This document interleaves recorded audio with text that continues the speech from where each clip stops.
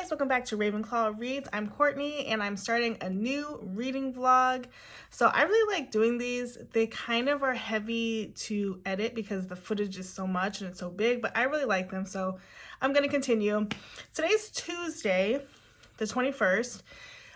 Monday was President's Day, which I would have started my vlog then. The week before I did a Friday to Friday and it just seemed like so many days. But today is Tuesday, so we're starting here. I have a lot to show and tell today, so let me get my life together. Okay, so over this past weekend, I read about 1,272 pages. That is not my normal reading over the weekend. I know, I popped off this weekend. So I want to show you what I read. I'm using my Goodreads. I don't know if this happened to anybody else. My Goodreads has been acting really funny lately in that I will put the end date, the date that I finished a book, and it won't show that on my books. So when you go to Goodreads, you know, you have like your books listed and it'll say like no start date, no finish date, but I do have a start date and finish date. So if you have any tips on that, let me know. Okay, so this weekend was Kennedy's birthday, and so and it was a 3-day weekend, so that's why we have a lot of extra reading. Kennedy turned 15. She's my oldest, so it wasn't like we needed to go to the zoo or have a party or anything, so we had lots of downtime on Saturday. But yeah, so Friday I read 2 books. I finished up Heir of Fire. I gave this 2.5 stars. I really did not enjoy this. It was a struggle to get through it. There's a lot of chunks in it that just never clicked for me, but I did get the next book. So I got the next book because I heard this is the best one in the series. But it was not it for me. I did not like it at all. But it's done and it's off my back. Then I read Stacey Miguel's Super Sitter. I got that from the library. I borrowed it. I want to say it was like 117 pages, so I knocked that out. And then I also read this weekend Things We Never Got Over. I had had this for a few weeks, wanting to get through it. Lucy Score also did By a Thread, and I really loved her writing style. Her books are chunky, but for By a Thread, it made sense. For Things We Never Got Over, it did not make sense. This is 572 pages. It could have been 150 pages less, in my opinion. In the story, you follow Naomi, who is a twin. Her twin, Tina, is a misfit. Naomi's a runaway bride. She comes to this little town, Knockemout, and everybody thinks that she's Tina. Tina has fled. She's left her child, Waylay, which the name just throws me off. She's left her child, Waylay, to kind of fend for herself. She's stolen money, she's stolen things, and most recently she's stolen Naomi's car and money. So Naomi's kind of like stuck in this town.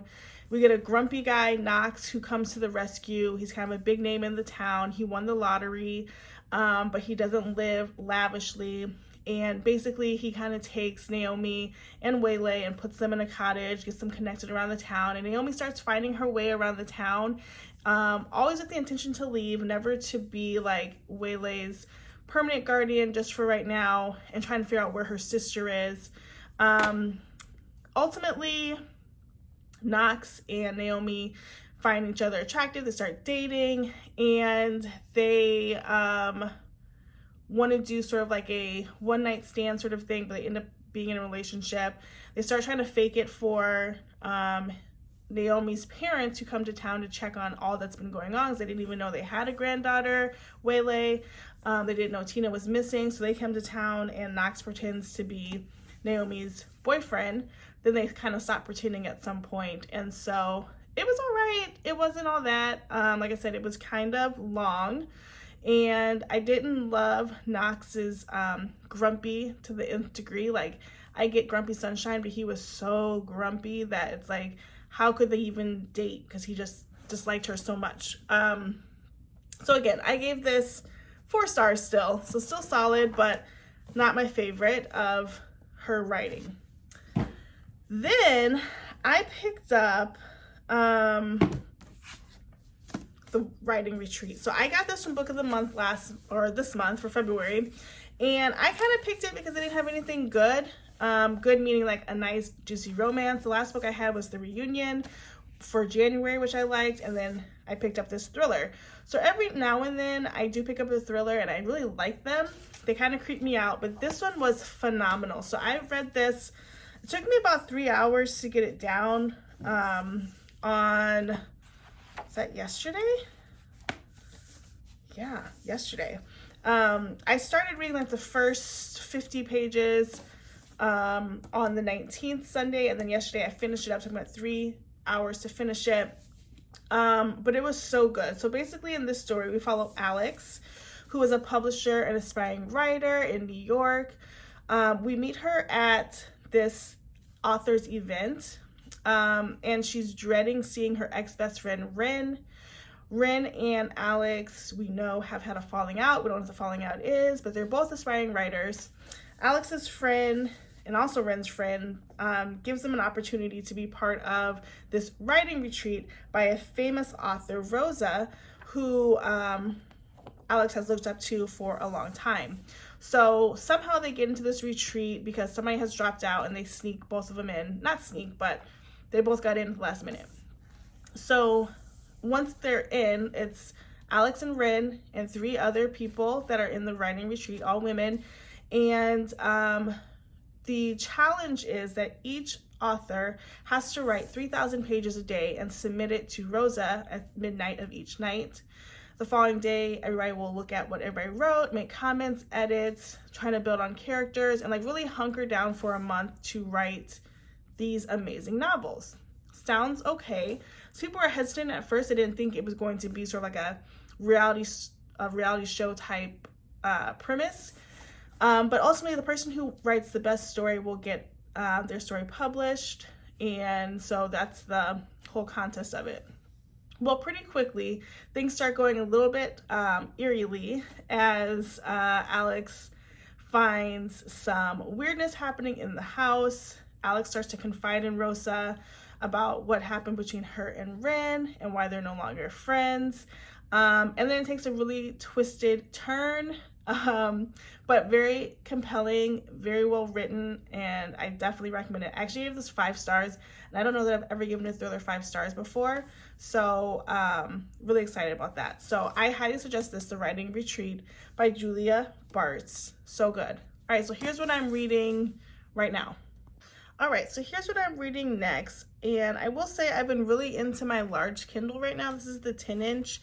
I have an Amazon gift card, and I'm itching to buy the 8-inch Kindle Fire that is pink, because I had a white one, but I gave it away because I had too many Kindles. I wasn't using it enough, but the new colors, it has that really beautiful rose pink, and pink is my favorite color, and so I really want that, but my husband keeps side-eyeing me every time I mention it, so I will not be getting it right away, but I really do want it.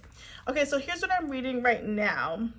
My sister and I are reading a book together. We saw it on TikTok, and she was like, we should just read it together. It's on Kindle Unlimited. It's called Savage Games.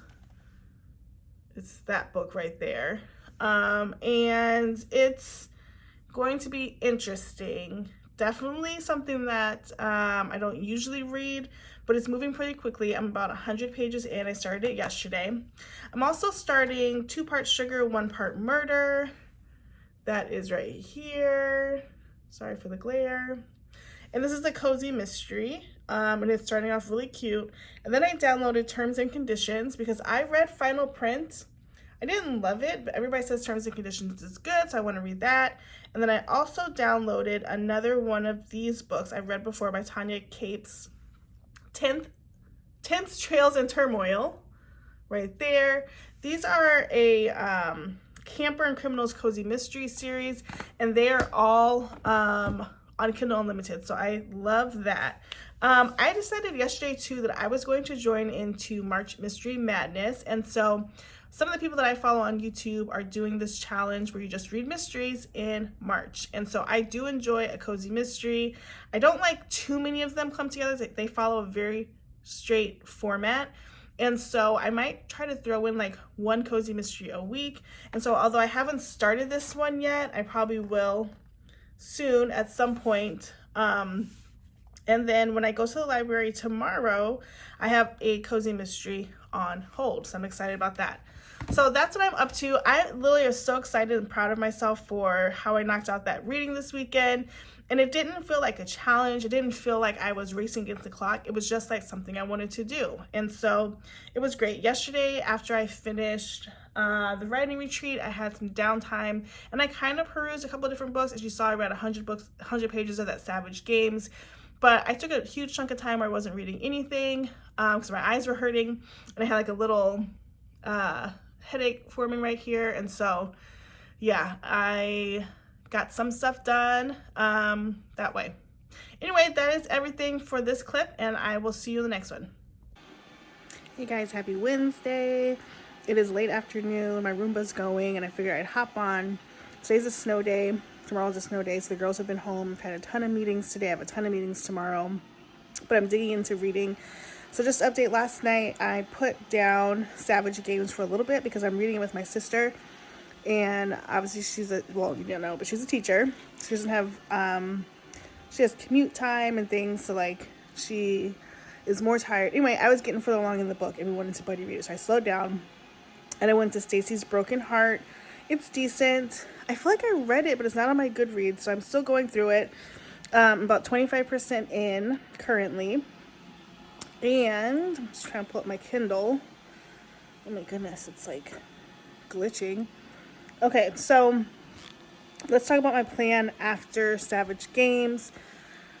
I'm going to probably finish this before she does, and I'm just not going to say anything. But I'm 72% in, and I'm not loving it.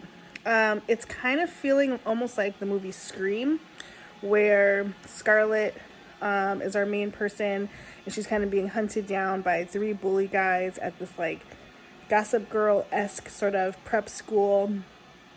It is spicy. It hasn't gotten in like crazily spicy, and I'm 72% in, so I don't think it will get that much more. But what's annoying is the characters and the amount of bullying that's happening. There's like this secret society that she's trying to be a part of, that everybody has to join and be recruited into, and it's just like not my jam. So yeah. Anyway, aside from that, I downloaded yesterday, which I need to stop downloading books, but here I am. So I'm still reading 2 Part Sugar, 1 Part Murder. Told you guys that. I downloaded this book, 7 Year Witch. I've read the first book in this Cozy Mystery series, but as I said, I am participating in March Mystery Madness, and so I want to sort of stock up on my cozies. And then I downloaded this Harlequin book, The Bad Boy Experiment. I actually do like Harlequin books. I subscribe to them. I get the Desire books once a month, and I didn't realize they had some on Kindle Unlimited, so I was like, let me just pick one up. And then I still want to read Things We Hide from the Light by Lucy Score, but I'm not in a rush to read that. It is on Kindle Unlimited. I would love to have the physical copy, but again, not in a rush to read that because it's so thick and I just finished one. So lots of reading going on. It should be another great night of reading. I'll check in later if I can.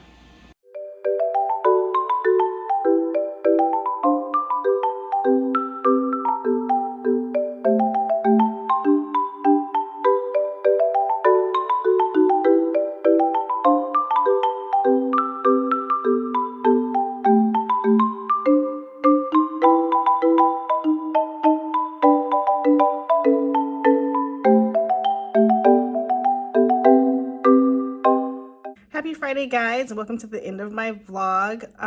Okay, so this week kind of was crazy. So Monday was President's Day, Tuesday I hopped on, Wednesday hopped on. Wednesday and Thursday were snow days for my kids. Yesterday I had a whole bunch of meetings, like work was booked. But I did put a clip in of my time knitters reading sprints. Wow. And that was great. I love doing those. I had a headache last night, so I didn't read as much as I wanted to. But it was still good to just be in that space. I don't know why. It just feels good to be in that space. So, and then I put a clip of me running to the library. I had to pick up 2 books on hold. So I'll show you those. I mean, one's not for me. Mouse and Motorcycle for Reagan. She has to read a classic literature book. And so we had a couple of options. That's what she picked. And then I picked up Wanton Terror in preparation for March Mystery Madness. So excited about that. This week I read just 2 books. I read Savage Games. by Rachel Lee. I gave it 2.5 stars because it was promoted on TikTok as something that I thought it was going to be, but it wasn't. Totally fine. But it was just okay for me because I had an expectation. However, the book left on a cliffhanger, so I'm going to the second book. Me and my sister are buddy reading it, and so we are on the second book. And this one is a lot better. It could be because it's a second book. It could be because now I know what to expect, but loving it. And then I finished Stacy's Broken Heart. I rated that 5 stars, actually. I thought that book was really good. As you guys know, generally for my rereads, I do 3 stars. It's like the base. I can go above. I'm not against going above, but usually the past ones have gone to have been just around 3 or 4 stars. This is 5 stars because in this story, Stacy goes up to New York to do a babysitting job. She's with her father for the week. And Robert, her current boyfriend, is acting kind of funny. And then so Stacy suspects that Robert is cheating on her, but she can't find any proof before she heads to New York. She goes to New York. He's not really checking in on her. And then Claudia catches him kissing another girl and tells Stacy, of course, as any good friend would do. And then in New York, there's a new boy that Stacy kind of likes too. And Stacy's dad is like, hey, you guys are getting too serious. You're too young. Her and Robert are too young. And so why don't you try to pursue other relationships? But once she thinks this new guy is cute, but she's not pursuing anything. But when she finds out that Robert has cheated, she's like, game on. Robert and her do break up. I thought it was handled really well. But the reason why this got 5 stars, because I love Stacy books, this got 5 stars because the B plot was good. And the B plot is not always good. So the B plot was all about Christy goes out of town on vacation, which I also don't care for Christy and her ways. So that might be why it was good she wasn't there. But Abby takes over because Abby's the alternate. And I don't like Abby, but I do like this series, but there's some characters that just... So Abby takes over as president and treasurer, and they have this festival going on. It's a Mexican festival. There's quite a few phrases in there that are antiquated. I highlighted in my Kindle edition, but Abby takes over and kind of ruins the club for that week that she's taking over. So that plot was exciting too. All right, so that's pretty much what I read this week. It's only 2 books, which I know last week I read way more, but technically the writing retreat was this week, but I'm not going to count it. That's fine. Vicious Lies is what I'm reading currently. That book moves pretty quickly. There's only 294 pages in it, and then I might take a break or I might pick something else up. I'm not sure yet. But I plan to pull out some more mysteries for March Mystery Madness and get geared up for that. Anyway, I hope you guys enjoyed this vlog. Thanks so much for watching. Please like, comment, subscribe, share this channel, and we'll see you in the next one. Bye, guys.